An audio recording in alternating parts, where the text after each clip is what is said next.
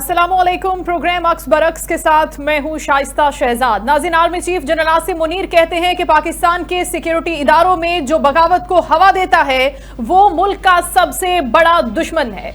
Army chief कहते हैं कि ब्रेन ड्रेन का बयानिया बनाने वाले ये बात जान लें कि ये ब्रेन ड्रेन नहीं बल्कि ब्रेन गेन है। Army chief general Syed Asim Munir ने कहा कि इस मुल्क के गयूर अवाम अफवाज पाकिस्तान के साथ खड़े हैं, पाकिस्तान को कोई नुकसान नहीं पहुंचा सकता। उन्होंने कहा कि चंद मुट्ठी भर दहशतगर्द पाकिस्तान को रोशन मुस्तकबिल की जानिब बढ़ने से नहीं रोक सकते। दहशतगर्दों की 10 नस्लें भी बलोचिस्तान और पाकिस्तान का कुछ नहीं बिगाड़ सकती। बलोचिस्तान पाकिस्तान की तकदीर और हमारे माथे का झूमर है। आर्मी चीफ ने बड़ा वाज़ेह पैगाम दिया है दहशतगर्दाना अनासिर और उनके सहूलतकारों को। इसके साथ साथ स्पीच में उन्होंने बहुत ही अहम बातें की हैं, बहुत ही वाज़ेह पैगामात हैं पाकिस्तान दुश्मनों के लिए जो अंदरूनी और बैरूनी साजिशों में हम वक्त मसरूफ रहते हैं। इसी सारी गुफ्तगू पर, उनके इन पैगामात पर, इस गुफ्तगू पर बात करने के लिए प्रोग्राम में हमने दावत दी है। सबसे पहले ब्रिगेडियर रिटायर्ड वकार हसन साहब, डिफेंस एनालिस्ट हमारे साथ हैं, उनको वेलकम करते हैं और उनसे बात करते हैं। अस्सलाम वालेकुम ब्रिगेडियर साहब। जी वालेकुम अस्सलाम। बहुत शुक्रिया सर आपके वक्त का। हम बड़े अरसे से इस स्पीच के इंतजार में थे, इन पैगामात के इंतजार में थे, इन वाज़ेह ललकार के अंदाज में थे, इंतजार में थे, जो आज army chief general Asim Munir की जानिब से सामने भी आई है, जिसमें वो ये कहते हैं कि दहशतगर्दों की जो 10 नस्लें हैं जो मसरूफ अमल हैं कि किसी तरीके से पाकिस्तान को नुकसान पहुंचा ले, बलोचिस्तान को नुकसान पहुंचा दे, ये अगले 10 सालों तक, 10 सदियों तक भी हमारा कुछ नहीं बिगाड़ सकते। इसके साथ साथ उन्होंने ये भी कहा कि जो जज्बात उभारे जा रहे हैं पाकिस्तान के हवाले से, पाकिस्तान की अफवाज के हवाले से, इदारों के हवाले से, उनको भी बड़े वाज़ेह पैगामात दिए हैं। किस तरह से देखते हैं सबसे पहले सर आर्मी चीफ की इस स्पीच को, उनकी इस गुफ्तगू को, उनके इन पैगामात को? आई थिंक बड़ी पावरफुल और मीनिंगफुल स्पीच थी, और इसमें एक और आई थिंक इम्पोर्टेंट चीज है कि चूंकि इसमें ओवरसीज पाकिस्तानियों का ये फंक्शन था और जो डायस्पोरा हमारा और जो तकरीबन अभी 12 मिलियन के पास है, और एक पार्टी ने एक बयानिया बनाया था कि शायद वो मोनोपोलाइज कर ली है तमाम डायस्पोरा को। ऐसी चीज नहीं है, पाकिस्तानी जहाँ कहीं भी हो वो पाकिस्तानी है और पाकिस्तान का खैर ख्वाह भी है। उनकी बड़ी उन्होंने तारीफ की जो उनकी कॉन्ट्रीब्यूशन है। उन्होंने ब्रेन ड्रेन की बजाय ब्रेन गेन की बात की कि ये हमारे रेप्स हैं जो बाहर अगर काम करें तो आई थिंक ये पाकिस्तान की बहुत बड़ी सर्विस है। दूसरा आई थिंक 3-4 चीजें जिस आपने मेंशन किया बड़ी इंपॉर्टेंट है। एक तो जो लोग डिसेंशन फैलाना चाहते हैं, एक तरफ अफवाज पाकिस्तान ना सिर्फ मशरकी सरहद पे डिफेंस कर रही है बल्कि मगरबी सरहद पे एक पूरी लड़ाई हो रही है दहशतगर्दों के खिलाफ, और उसमें अगर कोई अंडरमाइन करता है, चाहे वो सब नेशनलिस्ट ग्रुप्स हैं, टेररिस्ट हैं या कोई पोलिटिकल ग्रुप्स हैं, तो उनको आई थिंक बड़ी क्लियर वार्निंग थी इंशाल्लाह। और मेरे ख्याल, मेरी सर्च में है कि साल के एंड तक ये दहशतगर्दी की कमर कंप्लीट जो है तोड़ी जाएगी और उसकी एनवायरनमेंट अभी तैयार है। बाकी जो है उन्होंने आई थिंक कश्मीर पे, गजा पे पाकिस्तान का जो ट्रेडिशनल स्टांस रहा है, जो चाहे वो मॉरल सपोर्ट है चाहे डिप्लोमेटिक सपोर्ट है, उसकी बात की। और कश्मीर पे आई थिंक बहुत क्लियर पैगाम दिया है कि ऑक्युपाइड कश्मीर भारत जो सप्रेशन किया हुआ है वो ये ना समझे कि ये कोई अलर्ट से उसने कोई नई पॉलिसी शिफ्ट की है। इंशाल्लाह सारा स्टेटस को बदला जाएगा और पाकिस्तान जो है कश्मीर पे भी वो जंग की बात कर चुके हैं, अगर जरूरत पड़ेगी तो पाकिस्तान 1000 जंगें लड़ने को तैयार है। तो मेरे ख्याल में बड़ा पावरफुल स्टेटमेंट, उसकी जरूरत भी थी। और दूसरा, ओवरसीज को, डायस्पोरा को कॉन्फिडेंस में लिया और बहुत अच्छा रिस्पॉन्स रहा हर लिहाज से, जो खुशाइंद था। चले, बड़ी जबरदस्त बात है ब्रिगेडियर साहब, ये बड़ा अच्छा लगा और बड़ा खुशाइंद भी था जब ओवरसीज के हवाले से एक मखसूस जमात बात करती थी और उनके एक मखसूस किस्म के मफादात जुड़े हुए थे। वो ओवरसीज को कभी कहते थे कि आप रेमिटेंसेस ना भेजें, कभी उनसे किसी किस्म की चीज़ों की डिमांड करते थे। आज जब उन्हीं ओवरसीज के बीच बैठकर अस्करी क़यादत इतनी ज़बरदस्त किस्म के जज्बात का, मोहब्बत का, अपनी अटैचमेंट का, एफिलिएशन का इजहार करती है, तो क्या मैसेज गया है उन लोगों के लिए भी जब आर्मी चीफ साहब खुद ये फरमाते हैं कि जो जज्बात आपके हैं उनको देख के मैं बड़ा मुतासिर हुआ और इससे ज्यादा जज्बात हम आपके लिए रखते हैं और काम करना चाहते हैं और करेंगे भी? जी, असल में हम लोग खुद अभी आज कल की में है, सावधान यहाँ पे पाकिस्तानी कम्युनिटी से ही राब्ता रहता है और हर लिहाज से आई थिंक सपोर्ट है। ये बेसिकली देखिए, सोशल मीडिया पे आप एक बयानिया बना सकते हैं, स्पेशली अगर आपको डॉलर्स आ रहे हैं, वोट्स विद फैमिली है या लेट्स से कोई इंटेलिजेंस एजेंसीज है, सावधान है जो पाकिस्तान या पाकिस्तान आर्मी के अगेंस्ट काम करता है उसको फुल सपोर्ट देती है भारत की एजेंसियां भी। और आपने देखा है 5-5, 6-6 घंटे बैठ के लाइव प्रोग्राम करते, मेरे ख्याल में बाहर आप सर्वाइव नहीं कर सकते अगर आप सोशल मीडिया भी बैठे रहे, तो समबडी इज फंडिंग देम। तो ये तो बेसिकली किराए की हायर्ड गन्स है जिनका और कोई काम नहीं है। भगोड़े हैं, बाकी जो है कुछ इसमें फौज से डिस्कार्डेड लोग भी हैं। तो आई थिंक उनके लिए बड़ा स्ट्रॉन्ग मैसेज था। बाकी जो है अगर देखें 1,20,00,000 के करीब पाकिस्तानी बाहर मुल्कों में काम करता है। मेजॉरिटी जो मिडिल ईस्ट में है, नॉर्थ अमेरिका में है, फिर यूरोप में है, और वो बहुत जबरदस्त काम कर रहे हैं, बड़े बड़े कारनामे किए हैं। बिजनेस में मेडिसिन की फील्ड है, उसके बाद इंजीनियरिंग है, एकेडमिया है, रिसर्च है, इवन आई थिंक शोबिज में बड़े कारनामे पाकिस्तानियों ने अंजाम दिए। और ये एक बहुत बड़ी तादाद है। अभी देखा जाए तो इंडिया और चाइना ने अपने डायस्पोरा को बड़ा इफेक्टिवली यूज किया और उनकी सर्विसेज भी ली, उनको एनकरेज। तो मेरे ख्याल में पाकिस्तान में भी रियलाइजेशन आई है कि इनको एंगेज किया जाए, क्योंकि हमारे बहन भाई हैं। और अभी भी आप देखें मार्च की रेमिटेंसेस है वो $4.1 बिलियन क्रॉस किया, जो एक रिकॉर्ड है। तो इसका मतलब ये हो कि इस साल इंशाल्लाह जो फाइनेंशियल ईयर क्लोज होगा तो $38 बिलियन को टच कर जाएगा रेमिटेंस, जो एक रिकॉर्ड है। तो ये कॉन्फिडेंस है इस गवर्नमेंट में भी, लीडरशिप में भी, पॉलिटिकल मिलिट्री लीडरशिप में, पाकिस्तान एक दुरुस्त समत की तरफ चल रहा है। हाँ, ये जरूर है अगर आप पॉइंट स्कोरिंग करेंगे अनफॉर्चुनेटली, या पार्टी का एजेंडा लेके चलेंगे और डिसेंशन क्रिएट करेंगे, और मेरे ख्याल में उस पार्टी को फायदा नहीं हुआ, नुकसान ही हुआ। बिकॉज आप एक लोगों को जो है, और अभी जो हशर हो रहा है नॉर्थ अमेरिका में, उसमें सोचना है कम्युनिटी को कि जो लोग खुदा ना खास्ता निकाले जाते हैं तो फिर आपने घर ही आना है पाकिस्तान में। तो अपने मुल्क का सोचें, पॉजिटिव सोचें। तो मेरे ख्याल में ये आई थिंक बड़ा क्लियर मैसेज। अच्छा, दूसरी जानी वकार साहब, ये अहम बात तो गुफ्तगू उन्होंने की हार्ड स्टेट के हवाले से कि एक जमात कहती है कि एक रियासत को, पाकिस्तान को हार्ड स्टेट होना चाहिए। उसके हवाले से भी आमिर चीफ साहब ने बड़ी क्लैरिटी से बता दिया है कि हार्ड स्टेट क्या होती है, क्या होनी चाहिए। उस पर क्या कहना चाहेंगे आप? ये आई थिंक हार्ड स्टेट्स की मिसालें हैं।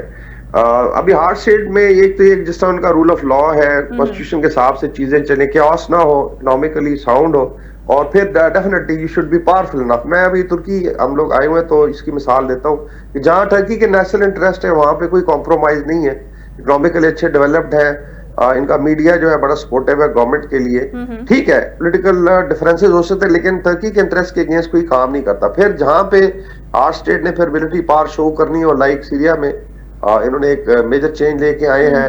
टेररिस्ट ग्रुप थे पीकेके के, उनके घुटने लगवा दिए और उसमें आवाम की उनको सपोर्ट रही है। तो ये आई थिंक इसी तरह चाइना है, रशियन फेडरेशन है, इवन किसी हद तक ईरान है कि अपने कॉम्प्रोमाइज वो लोग नहीं करते, या अमेरिका है। तो मेरे ख्याल में भी पाकिस्तान को इस तरफ स्टेप इन करना चाहिए। हर लिहाज से ये तमाम अनासिर हैं पाकिस्तान के पास मौजूद है।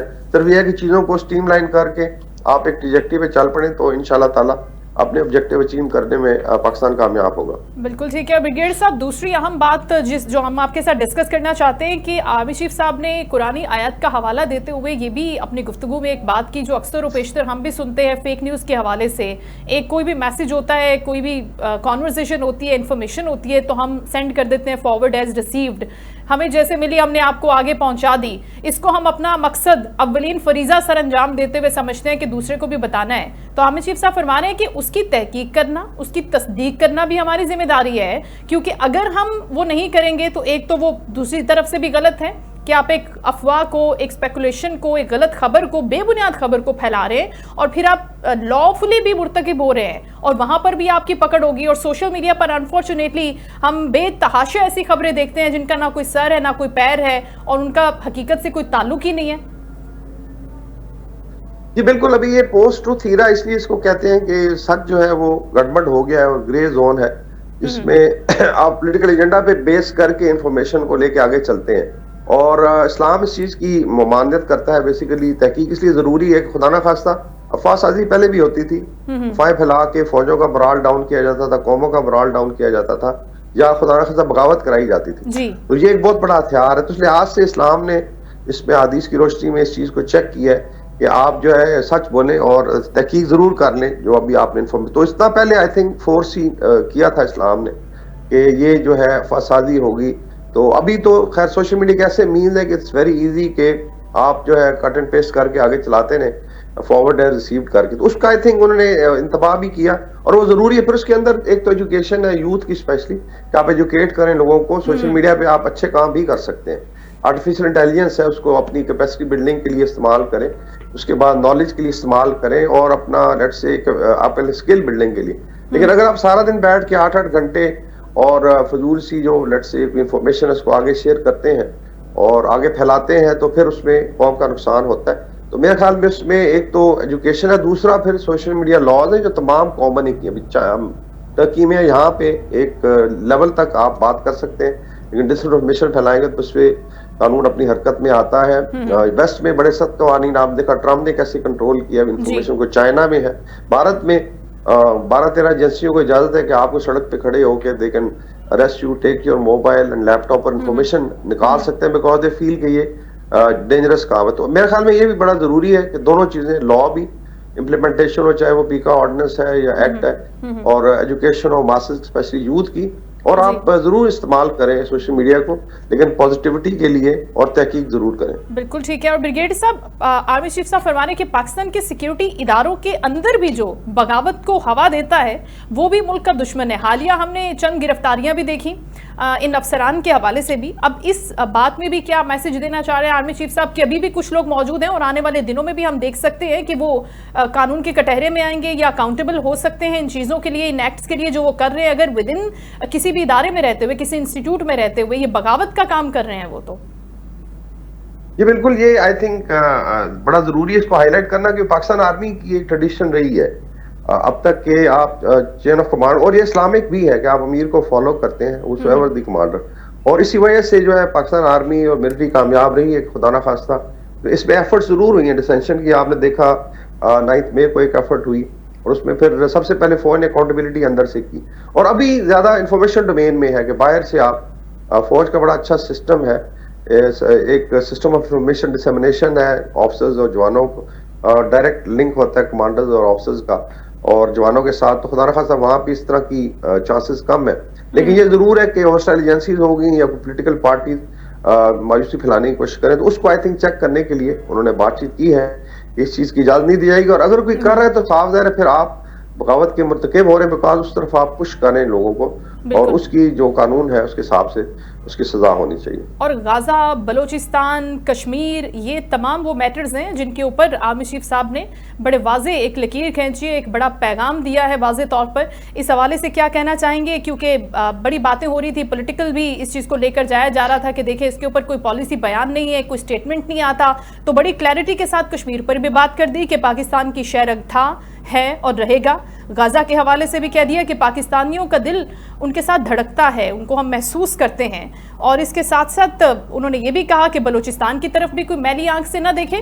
तो किस तरह से देख रहे हैं इन तमाम उनकी गुफ्तगू को, क्योंकि इस पर दुश्मन बहुत खेल जाता है मिलकर?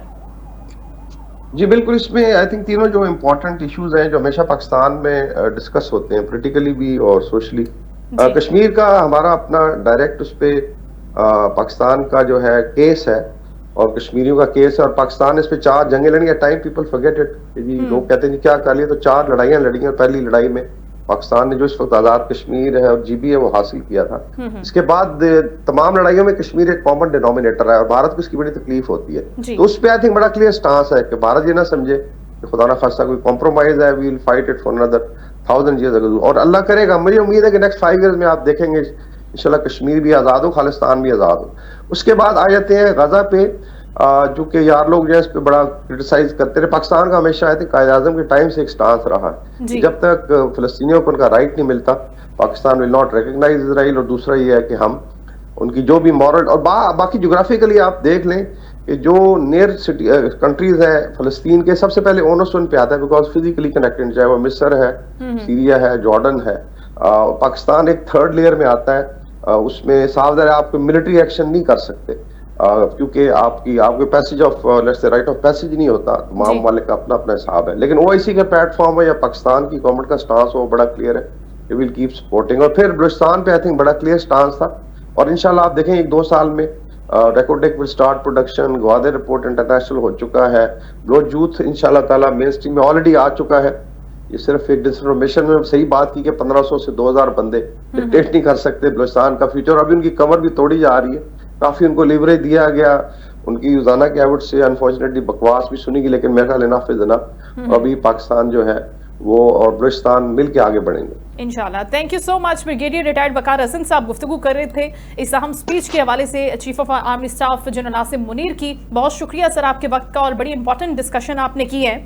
और इसके साथ साथ जो ओवरसीज से पाकिस्तानी कन्वेंशन से जो उनका खिताब था, जिसमें 2 कौमी नजरिए और पाकिस्तान की कहानी पर भी बात की, तो ये बड़ा इमोशनली वाली बात भी थी कि आप ही वही लोग हैं, आप ही वो सफ़ीर हैं जिन्होंने ये स्टोरीज अपने बच्चों को सुनानी है कि पाकिस्तान बना कैसे, पाकिस्तान मार्ज़ वजूद में कैसे आया, पाकिस्तान की बुनियाद कैसे बनी, और फिर इनके अंदर तमाम तर वो चैलेंजेस जो हमने अबूर करते हुए पाकिस्तान को सस्टेन रखा, उसकी जो बुनियाद है उसको मजबूत किया, पाकिस्तान के इस्तेहकाम को उसको मजबूती की जानिब गामजन किया, तो उसके अंदर हमारे शहदा का लहू शामिल है।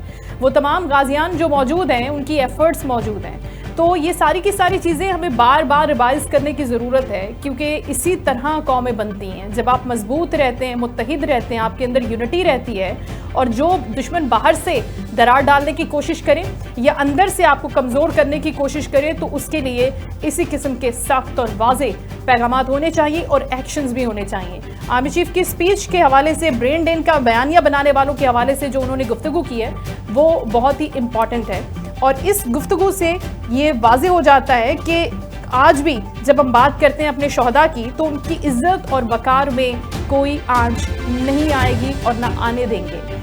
अगर स्टेटमेंट बनाने की बात है, अगर फेक न्यूज़ को फैलाने की बात है, अगर डिसइंफॉर्मेशन को फैलाने की बात है, तो उसके लिए भी पाकिस्तानी हुकूमत, पाकिस्तानी इदारे उसको काउंटर करने का बिल्कुल हक महफूज रखते हैं और उसके लिए एक्शन भी लेंगे। प्रोग्राम के दूसरे हिस्से में एक और अहम मौजू पर हम बात करेंगे, लेकिन यहाँ वक्त है ब्रेक का। Stay with us.